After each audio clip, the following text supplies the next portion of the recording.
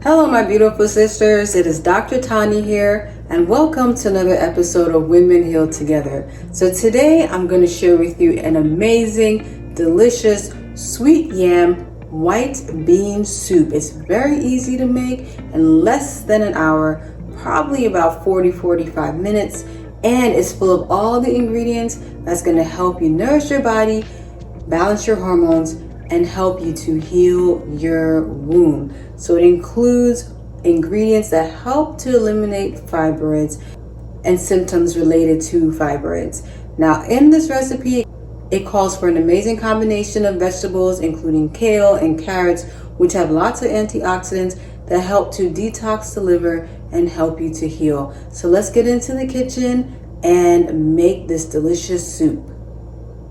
Now in this recipe, I'm going to share with you how to make white bean stew from scratch, basically from whole beans that are not canned. Now this is an important skill to learn as the whole beans have no added salt to them, and so it's actually fresher to make it this way. So what I do is I break it up in parts. I like to soak the beans the night before so that when you actually cook it, it's a lot faster. And this way too, when you soak it a little bit, that actually breaks down the pectins in the beans, making it easier to digest so you do not develop gas. And that's gonna call for soaking the beans in a teaspoon of baking soda. So I'm gonna quickly show you how that's done. And in the next scenes of this video, I'm gonna share with you how we prep the beans quickly and then make that savory white bean stew. So here I have a cup and a half of white beans or Great Northern beans that have been added to a BPA-free plastic container. I also cover the beans with some spring water, so that's going to allow them to soak overnight. And I'm going to take a teaspoon of baking soda, which is actually going to make the water a little alkaline to break down the pectins in the beans to make it easier to digest. So now you want to cover your beans and then put them in your refrigerator overnight until you're ready to use it. The maximum amount of time that you want to leave beans that are uncooked soaking in your refrigerator for is about 24 hours. If you end up having to leave it for more than 24 hours, you want to rinse off the beans and change the water to fresh water. But we're just going to do it for overnight and then rinse off the beans with fresh water and then start cooking it. So it's been 24 hours and I took the white beans from the fridge. I rinsed them with some cool, clean water to get rid of the baking soda. So it's now ready for us to put into our pot of boiling water. I also have pre-chopped some garlic. So this clove of garlic is going to be placed into our pot of boiling water with the beans to give it added flavor. And I also have 3 cloves of garlic that I chopped up to make about 2 tablespoons of chopped garlic, which I'm going to add later in the recipe. And right here I have our pot of boiling water. So I'm going to add our white beans to 1 quart or 3.5 cups of boiling water, and we're going to let the beans boil for about 45 minutes. So here we have our 1 liter of boiling water, and I'm going to add a peg of garlic to that water. It's going to give our beans a nice flavor.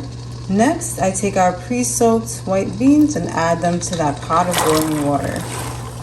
We want our beans to be boiling on a medium-low heat. And as you can see here, the beans are just covered with the water by about 1/2 inch.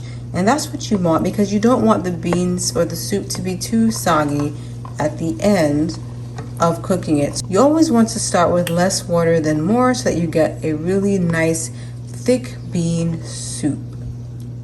So let's cover our beans and then turn up the pot just a little bit and then wait for the beans to start simmering. It took about 20 minutes for these beans to cook until they are soft. and partly because we had soaked them with a teaspoon of baking soda. So here, I just want to show you what the beans look like when they're ready. And I also want to show you the temperature I had it on, or the heat level. It was a medium-low heat. And I took out 2 of the beans to show you what it looks like when it is pretty much cooked. And we don't want it very soft because now we're going to saute a few vegetables and add it to our beans, which will be included in the soup. So let's get ready to assemble our soup. Heat up a separate pot because you're going to add or saute a combination of vegetables, which include onions, carrots, and celery. In French, this combination is called mirepoix.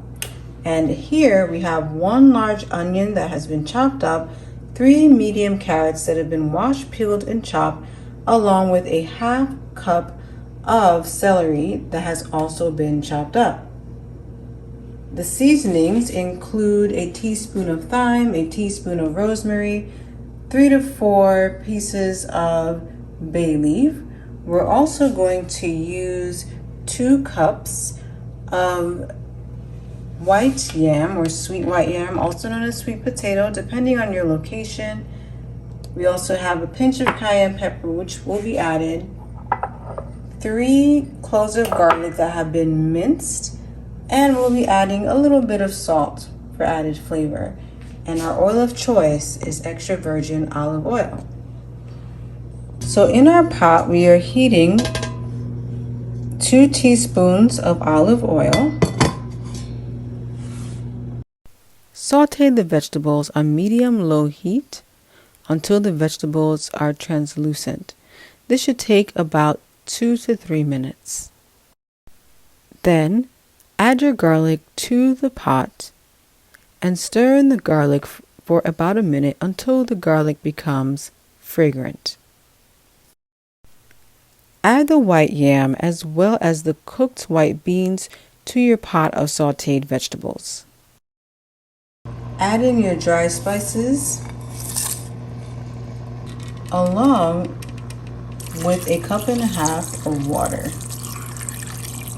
So just mix in all of the vegetables together so that the spices are uniform. And I know some of you ladies might be thinking, where's the salt? When are you gonna add the salt? Don't worry, you're gonna add salt at the end. I usually don't add salt in while I'm cooking because that actually causes you to lose more of the salty flavor if you're adding it throughout cooking, and then you end up adding too much salt, which is not good for your blood pressure. So we're going to add the salt at the end. We're going to cover our pot. Turn up the heat a little bit, not too high, but we want to get our soup simmering.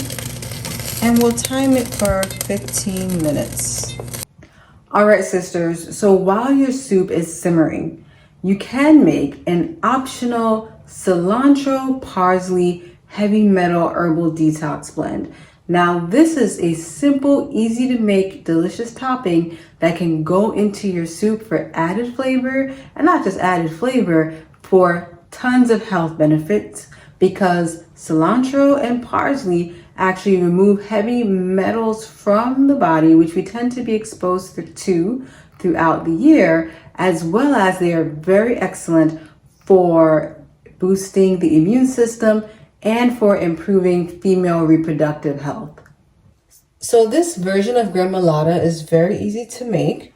All you're going to do is bunch together a handful of cilantro and parsley. Use a combination that you prefer to your liking. And if you don't like cilantro, you can use basil. And all you're going to do is finely chop up this blend of herbs together. Next, we're going to add additional seasonings to this gremolata, and one of which is ginger. Ginger has a potent antioxidant in it called gingerol, which is excellent for building up the immune system. So you can grate a little bit of ginger over your cilantro parsley blend. So you can start with a half a teaspoon, which is what I'm going to do. Look at that, and it smells so good. Then we're going to add some garlic. Garlic is another powerhouse of antioxidants and flavor. In this case, you can add a small peg of garlic and just blend it over your vegetables here, or your herbs and spices. And finally, we're going to add a little lemon zest, which has a lot of vitamin C in the skin. And it also just gives the gremolata a nice flavor as well. So I'm just going to add about a teaspoon of lemon zest to give it a nice flavor. We're then going to scoop up our herbs and spices into a container. And finally, add a little pinch of salt and mix in your ingredients. And this is what your parsley cilantro antioxidant blend looks like. It can also be referred to as gremolata. It's an excellent addition to the soup. Not to mention, it is packed with lots of health benefits. It's been about 15 minutes and our soup is now ready. Look at how creamy that soup is. Now we're just going to add a few little spices and eat. After cooking your soup, you can add your salt. I add about a 4th teaspoon to start. You may add a pinch of cayenne for a little spice.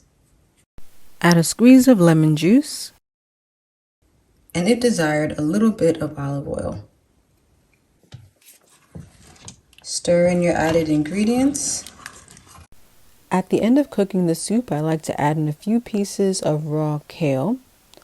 Stir in the raw kale, then cover up the pot and let the kale steam for a few minutes, but don't let it over steam because you want it to be semi-raw to maintain its nutrients. So here is our final soup with our gremolata. When you're assembling the soup with the gremolata, you can simply take a tablespoon or more and mix it into the soup as desired. And it gives an amazing flavor with the added garlic, ginger, cilantro, and parsley. Now give this recipe a try and eat to your health. Enjoy!